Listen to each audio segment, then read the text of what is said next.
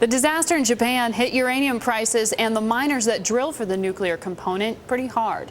Uranium prices plunged after the earthquake, though they have recovered a bit. And hedge fund manager Dane Andreeff is doubling down on the metal. His fund, Maple Leaf Partners, counts uranium stocks among the biggest holdings in his $425 million fund. Now, as the future of the nuclear energy industry remains uncertain, some may view uranium as a risky bet. Andreeff, however, is quite bullish. We haven't built a reactor in 30 years in the world. We stopped at 440 reactors worldwide, but we have such a huge deficit of uranium over the last 10 years, and it's growing over the next 5 years, probably by 60 to 70 million pounds. So we have 65 plants that are under construction right now that they're pouring concrete, they're bending pipe worldwide. Only 3 of them are in the United States, and those plants have to be built. They're fully funded.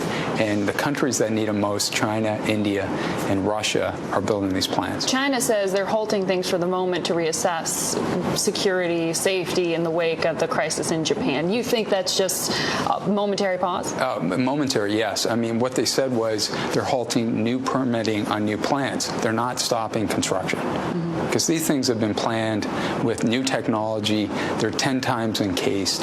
They're much safer than what transpired in Japan, in which these reactors were built, 35 to 40 years ago, and with old technology.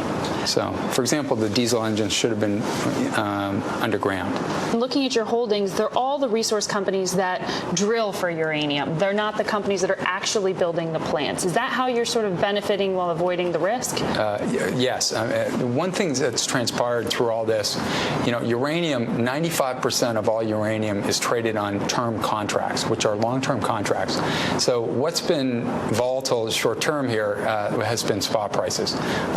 Down about 27%, I think, since the earthquake. They've gone from 66.5 down to 49, and they closed at $60 now. But term prices have not budged. They're still at 73. The issue with term prices is there's no supply. You cannot get any supply on a contract right now going out to 2015. That is the biggest issue. And the other biggest issue is right now the 120 nuclear reactors in the United States are being sourced and supplied by the U.S. government mainly. The U.S. government has a decommissioning agreement with Russia for the last 12 years, and that ends in 2013. That makes up 30 to 40 million pounds a year. We still have a deficit in supply. Once that agreement ends, there's no way of replacing 40 million pounds. Do you think that the Obama administration's reaction in the wake of the disaster in Japan is the correct one, I would assume, to stay with the policy? The United States energy policy has missed the boat for the last 25 years. We've been consuming natural gas 20% of the time for electricity, nuclear for 20%, and coal for 50%. We should have been at 30% nuclear right now and 30% natural gas, and 20% less on the coal side. It's just that the coal lobby has so much power. It's cheap. They're trying to clean it up. A tremendous amount of jobs in this country. And it generates a tremendous amount of jobs. The other thing is it's cheaper to build coal plants initially. But nuclear power plants is your base load electricity, and over the long term, it becomes the cheapest. Your top 2 holdings as of the end of December, tell me if that's changed. I saw Denison Mines and Quaterra Resources. No, that's changed. That's incorrect. You've pulled back those particular positions? No, just other positions got much larger. Because you had about 6 million shares, Quaterra, at that time. Yeah, but that's not the largest. What is it now? Can you share it? We can share it. We've owned Sandridge since October. It's Sandridge Energy, run by the ex-chief operating officer of Chesapeake Energy. He's made a wonderful switch into domestic oil. He used to be 80% nat gas. Now he's 80% domestic oil, mostly in the Permian Basin and this new play, the Mississippi, and up in Oklahoma. What is your forecast for gold, for silver? You mentioned copper at a deficit, yes. But beyond that, where's oil? Right now, we have enough oil in this country. We're always finding new sources of oil, so that's not really the issue. The issue is getting the oil, to the right places at the right time.